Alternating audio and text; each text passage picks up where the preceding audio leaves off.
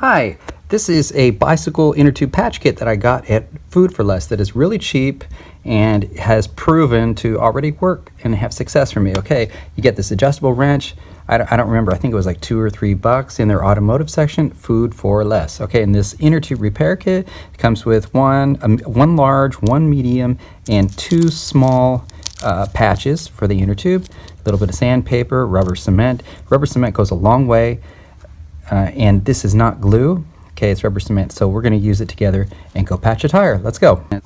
Okay, the first thing we're going to do is put enough air in the tire, so we're going to stick in water and look for bubbles to come out. So the first thing we need to do is put enough air in it so we can get enough pressure inside so it'll bubble outward. So I've got my little trusty Bell Air Blaster 350 that I picked up at Walmart. I think it was $10 or $9, something like that.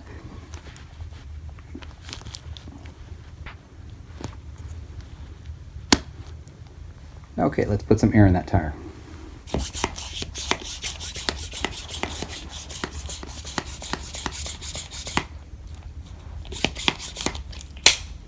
Okay, I think that'll be good. Let's go try it.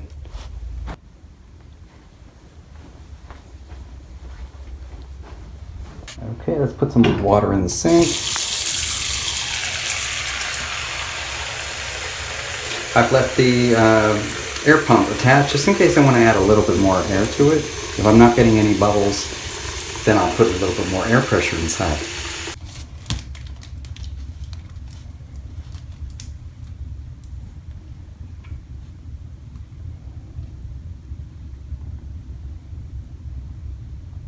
No bubbles so far. I can hear bubbles. There we go. There is our inner tube puncture. Okay, let's look and see if we have any other punctures. And let's go ahead and detach it now. Get a good look at that, right? That's what it looks like when you got air leaking from your inner tube. Okay, let's go around and see if there's any more punctures.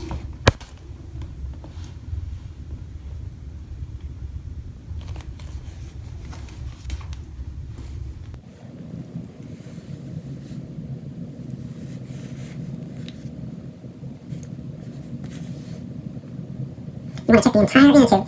My first flat tire had 3 punctures in it, and one of them was huge.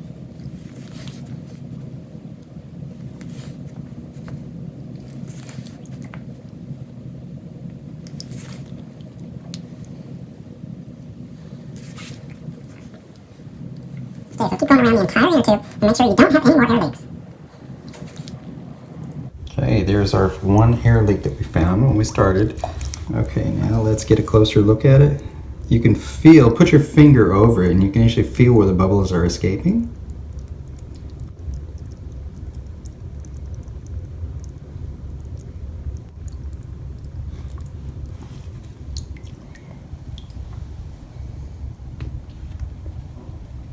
So it's right here. There's a crisscross.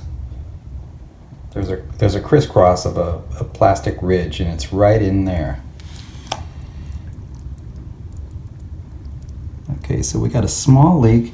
Our small patch will be sufficient to patch this hole. Okay, let's go back. Let's get rid of the water and go back to our repair kit.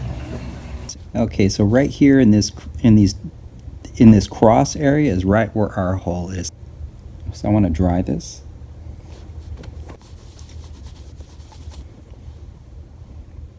Pretty easy to find. You can use some chalk or a marker. A permanent marker works really good where you can see, find this leak without losing it. This one is pretty easy to find right here. All right, the second thing we want to do is take our sandpaper and roughen up that area.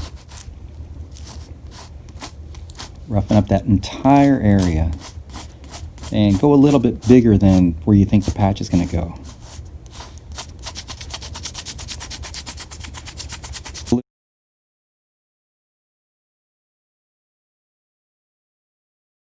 Okay, the next thing we want to do, make sure it's dry.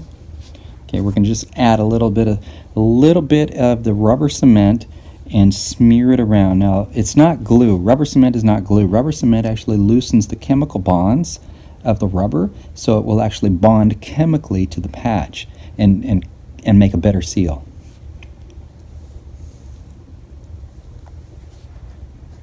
And this rubber cement, a little bit goes a long way. So we're going to put a little bit in the middle. Whoops, I think I put too much. Make sure you're in a ventilated area. This stuff stinks. Yeah, I put too much. Air bubbles are coming out right through the rubber cement. This is a good time for a coffee. Okay, go have a coffee break and come back in about 10 minutes. And that should be good and dry and ready to put the patch on. Good look at it. All right, I put too much rubber cement on it. We just need enough to cover this patch area. Oops, to cover this patch area, but it should be larger than the patch to make sure it bonds all the way around without having any gaps in it. I'm going to touch the outer area just lightly. Yep, it is dried. It's a little bit tacked. It's a little bit sticky. Okay, so let's go ahead and put the inner tube patch on. I'll show you how to do that. You want to be able to flatten the inner tube and press down on the patch really well. So we're going to just let a little bit of air out of it. All right, now I'm going to use the small inner tube patch, and this colored side, this orange-brown color, is going to be face up. So the side underneath is going to be face down. So remove the foil. Okay, so remove the foil very carefully. Try not to get that plastic. Try not to destroy that plastic. Okay, there you go. All right, just like so. Okay, now put this side face down on the inner tube. Can you see?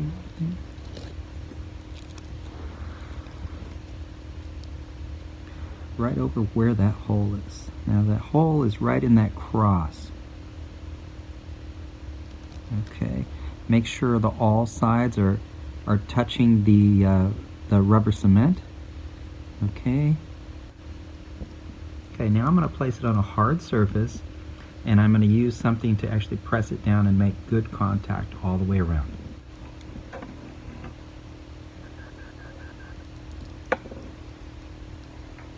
Okay, so I'm going to start in the middle, and I'm going to do circles all the way around. I don't know if you can see.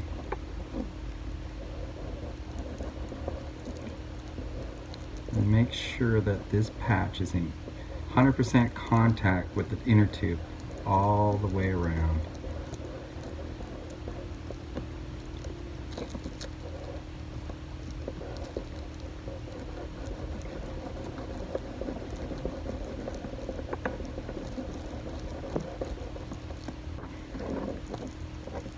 Okay, can you see it? Okay, and then you got this plastic film over the top of it, and we're just going to peel that back really easy.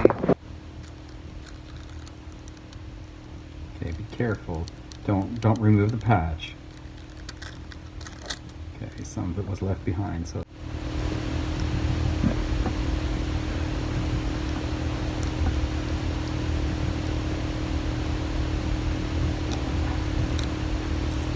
Stubborn plastic doesn't want to come off.